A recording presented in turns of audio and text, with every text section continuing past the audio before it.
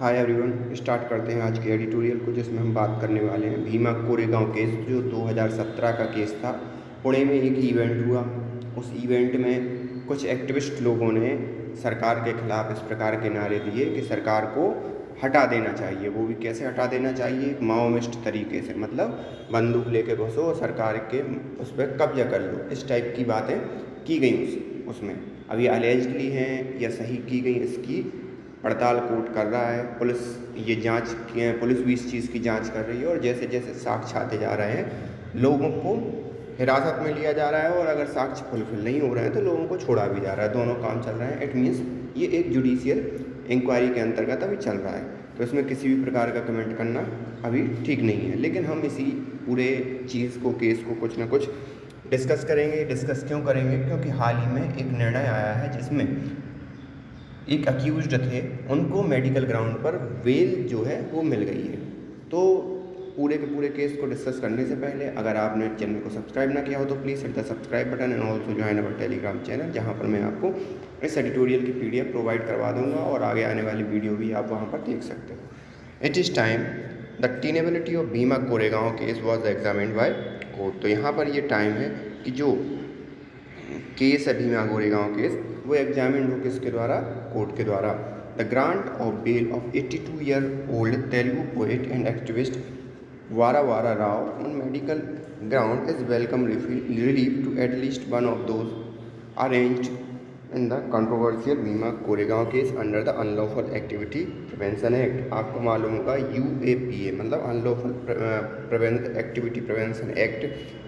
ये एक ऐसा लॉ है जिसके अंतर्गत जब किसी भी मतलब भारत की इंटरनल सिक्योरिटी को खतरा हो या संप्रभुता को खतरा हो, तो ये ऐसे लोगों पर लगाया जाता है। भले उनके स्पीच से हो, उनकी एक्शन से हो, या उनके पर डे के काम से जो भी हो, तो उससे UAPA लगाया जाता है। तो इस केस में बेल मिलना नामुमकिन सा ही होता है। लेकिन जो अभी 82-year-old एक तेलुगु के पोएट थे, उनको ये बेल मिली। इनको भी उसी कोरेगांव केस में क्या किया गया था? डिटेन किया गया था। तो उनको अभी हाल ही में क्या हुई है? बेल मिल गई है, वो भी किस पर? मेडिकल ग्राउंड पर। और आपको मालूम होगा इस UAPA के अंतर्गत मेडिकल ग्राउंड में भी आपको आसानी से बेल नहीं मिलती है। ठीक है। The Supreme Court has rightly ignored the argument on behalf of the National Investigation Agency that age is not a factor in considering grant of bail for one involved in attempt to overthrow the democratically elected government, and that his medical condition is not serious enough. The Supreme Court ने भी ignore the argument on behalf of the national, मतलब supreme court ने इस तर्क को जो NIA ने दिया था कि किसी भी पर्सन की एज मैटर नहीं करती है, जब वो पर्सन किसी डेमोक्रेटिक गवर्नमेंट को हटाने की कोशिश कर रहा हो, वो भी एक लोकतांत्रिक गवर्नमेंट को हटाने की कोशिश कर रहा हो ताकत के बल पर। तो NIA का कहना ये था सुप्रीम कोर्ट से कि भाई ऐसे व्यक्ति की एज का क्या मतलब? आप जबकि उसकी मेडिकल कंडीशन भी ठीक है, तो उसको आप डिटेन कीजिए, उसे जमानत क्यों दे रहे हो? तो सुप्रीम कोर्ट ने इस तर्क को क्या कर दिया? इग्नोर कर दिया।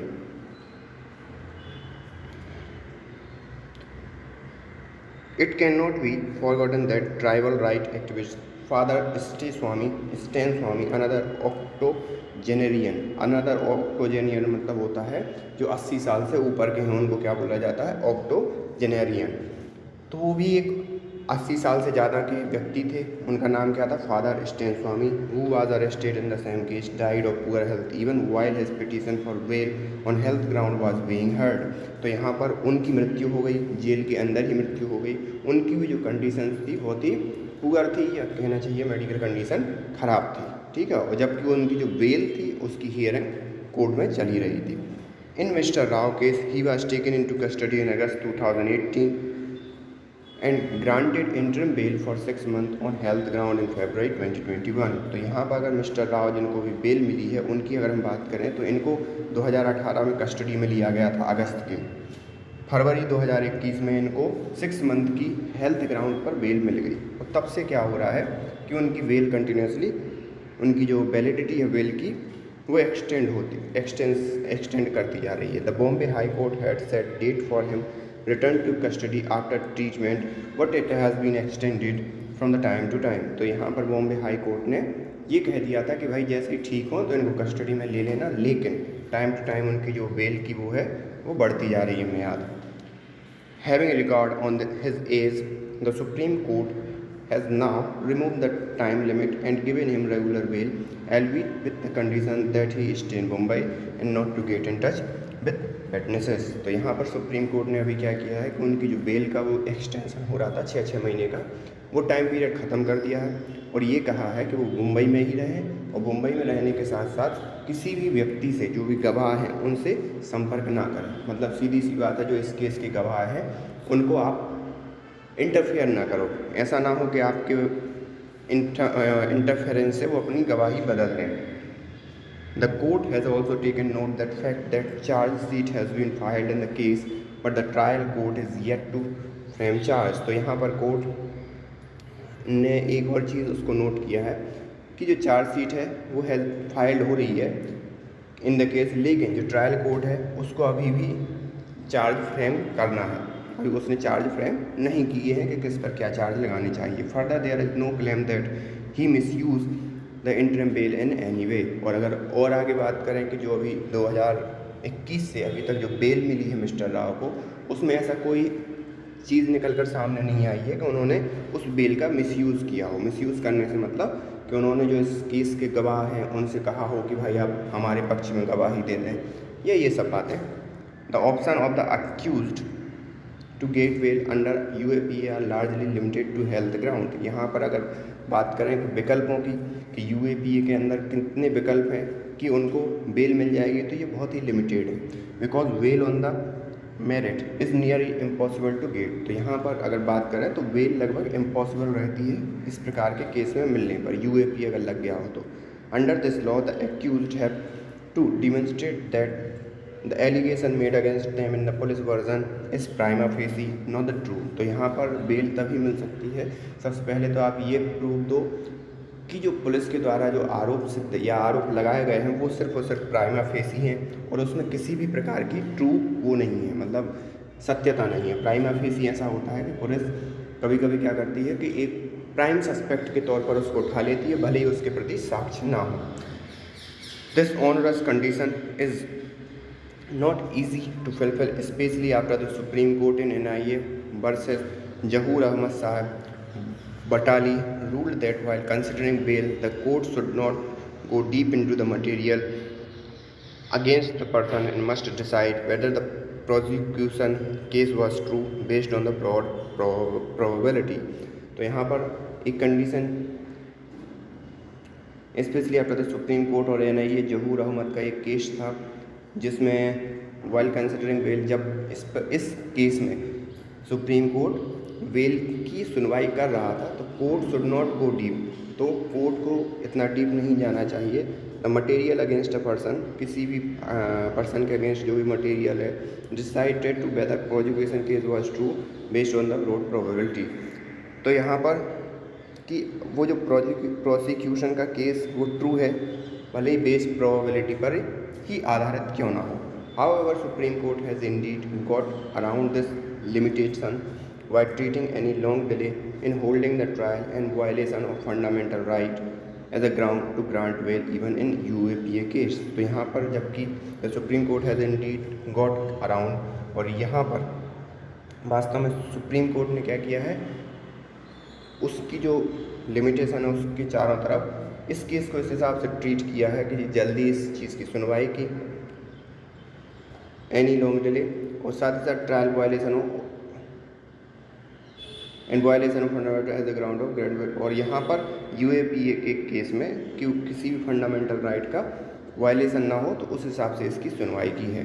The Bhima Koregaon case is offshoot of disturbance that look place during a commemorative event on December 31, 27 इन पुणे। तो जो भीमा कोरेगांव का केस है पुणे के अंदर दिसंबर 31, 2017 को हुआ था, जहाँ पर एक जन रैली की इन सभी लोगों ने, इन एक्टिविस्टों ने, और सरकार के खिलाफ और ऐसी भाषण दिए जो नेशनल सिक्योरिटी के लिए, राज्य सरकार के खिलाफ और उन सब के खतरा या उस प्रकार के भड़काऊ भाषण दिए। It was use to rope in the lawyer activist and boiled a case of alleged Maoist plot to overthrow the government। तो यहाँ पर ये कहा गया कि कई ऐसे जो लॉयर हुए और माओविस्ट एक्टिविस्ट हुए, ये सब इस केस में शामिल हुए और इन्होंने गवर्नमेंट को अलग करने का प्रयास किया। There are credible reports that electronic evidence in this case could have been planted using spyware to implicate the accused। तो यहाँ पर क्रेडिबल कुछ ऐसी रिपोर्ट निकल कर सामने आई जिसमें ये कहा गया कि जो इलेक्ट्रॉनिक एविडेंस पुलिस ने सौंपे हैं इस केस के अंदर या जमा किए हैं, उसमें उन लोगों को जो अक्यूज्ड हैं, जो आरोपी हैं, जिन पर आरोप अभी सिद्ध नहीं हुआ है, उन पर ये केस स्पाईवेयर के माध्यम से इलेक्ट्रॉनिक एविडेंस जमा किए गए। वास्तविकता में वो नहीं थे। अब ये सही है कि गलत है, ये ना हमें पता है, ना कोर्ट को पता है, ना मोड, लेकिन अभी इसकी जांच होगी। जो भी होगा अंडर ट्रायल है, तो आप समझ ही सकते हो। It is time the court examine the core question whether the case is self tenable or one fabricated to corner some activist. तो यहाँ पर ये टाइम आ गया है कि कोर्ट को ये डिसाइड करना होगा कि ये वास्तविकता में टेनेबल मतलब ये केस लायक है या नहीं, या फिर इसे फैब्रिकेट किया गया है सम एक्टिविस्ट को क्या करने के लिए, कॉर्नर करने के लिए। The judiciary should not countenance the prolong incarnation of anyone in case of doubtful validity. तो यहाँ पर जुडिशरी को इस प्रकार से नहीं देखना चाहिए कि किसी ऐसे व्यक्ति को जिस पर आरोप तय नहीं हुआ है और उसकी वैलिडिटी डाउटफुल है, तो उसको आप लंबे समय तक जेल में पड़ा रहने दें। तो ये पूरा का पूरा आज का एडिटोरियल था। आई होप आपको ये पसंद आया होगा। So thank you for this editorial. मिलते हैं नेक्स्ट एडिटोरियल में।